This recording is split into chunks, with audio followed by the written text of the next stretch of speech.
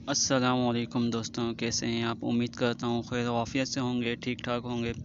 तो दोस्तों, आज की हमारी वीडियो का टॉपिक है कि गैस को किस तरीके से रीस्टोर करते हैं। यानी कि दोस्तों, गैस इसके अंदर मौजूद है, कंप्रेसर के अंदर डम हुई हुई है, यानी कंप्रेसर के अंदर सेव है, कंप्रेसर के अंदर लॉक है। तो उस गैस को दोबारा हमने बाहर करना है। इसके दोनों वाल हमने बंद किए हुए हैं, क्योंकि गैस इसके अंदर मौजूद है और वाल बंद हैं, तो यानी कि वो गैस बाहर नहीं निकल सकती, तो जब तक वाल खोल ना दें। तो उसके लिए दोस्तों ये है कि हमने जो इसके पाइप निकाले हुए हैं, वो पाइप हमने वापसी लगा देने हैं, यानी कि सक्शन और डिस्चार्ज दोनों पाइप हमने उसकी जगह पे लगा देने हैं, उसकी अपनी जगह पे लगा देने हैं।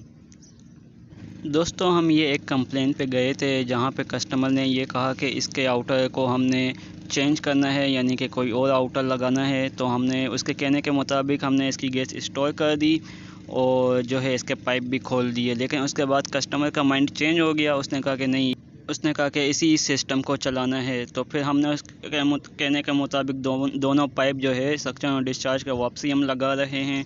और इसके बाद जो इसके अंदर हमने गैस स्टोर की हुई है, जो गैस डम की हुई है, उसको दोबारा हमने बाहर करना है। तो दोस्तों, वीडियो मैंने शूट कर दी और मैं आपके साथ शेयर कर रहा हूँ ताकि आपकी नॉलेज में भी इजाफ़ा हो जाए। तो ये 1.5 टन यानी कि 1.5 टन का एयर कंडीशन है और इसमें R32 गैस चार्ज की गई है। ये डीसी इन्वर्टर है। इसकी लाइनें लगाने का ये तरीक़ेकार है कि इसके जो फ्लेयर है, फ्लेयर को उसके पॉइंट पे बिठाएंगे वाल्व की जगह पे, ताकि ये अच्छी तरीके से बैठ जाए, टेढ़ा ना बैठे, सीधे तरीके से जो है बैठ जाए। फिर इसके बाद हम इसका जो है नट टाइट कर देंगे। ये आपने लाजमी नोट करना है कि इसका जो फ्लेयर है वो अच्छे तरीके का बना हुआ हो, टूटा हुआ ना हो और बिल्कुल अच्छा यानी कि कंडीशन का हो, जो कि पूरा बैठ जाए उसके पॉइंट पे। तो इसके बाद नट टाइट कर देंगे और इस तरीके से, ताकि लीकेज भी नहीं होती है। बाद में हम इसको सर्फ वाले पानी से भी चेक कर लेंगे। ताकि दोस्तों, एक हाथ से पाइप को भी पकड़ के रखेंगे ताकि वो हिले नहीं पाइप, और जो नट है वो एक हाथ से घुमाएंगे। तो जितना घूम सके उतना हम घुमाएंगे। इसके बाद हम जो पाने यूज़ करेंगे इसके ऊपर, यानी वेरिएबल रेंज यूज़ करेंगे, ताकि वो मुकम्मल सही तरीके से बैठ जाए।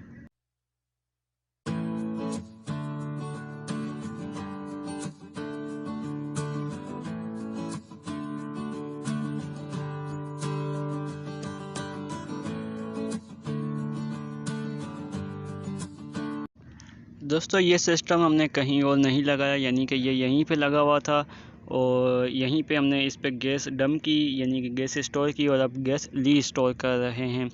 तो ये सिस्टम यहीं पे लगा हुआ था, तो इसलिए हम इस पे अब पर्चिंग नहीं करेंगे। कर लें तो अच्छी बात है, ना करें तो कोई मसला नहीं।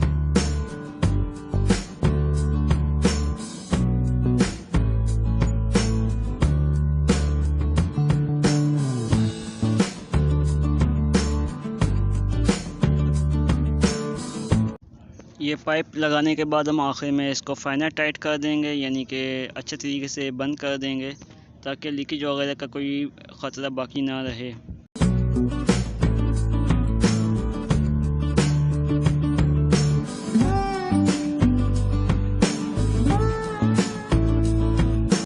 इसके बाद जो इसके अंदर गैस डम की हुई थी, जो गैस स्टोर की हुई थी, उसे री स्टोर करना है, यानी कि उसको बाहर करना है गैस को, ताकि वो दोबारा लाइनों में घूम सके।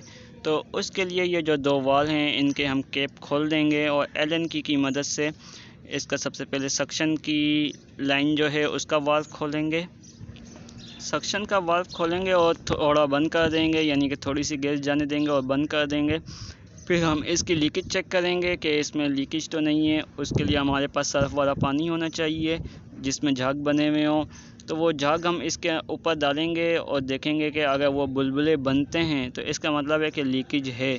अगर बुलबुले नहीं बनते तो इसका मतलब है कि लीकेज नहीं है। तो यहाँ पर दोस्तों थोड़ा गौर करने की ज़रूरत है, क्योंकि अगर यहाँ पे अगर गैस लीक होती है, बुलबुले बनते हैं, तो उसका फिर हमें कोई फ़ायदा नहीं है। अगर हम उसको दूर ना करें तो उसको हमने सही टाइट कर देना है, ताकि वो लीकेज ना हो और उस जगह बुलबुले ना बने।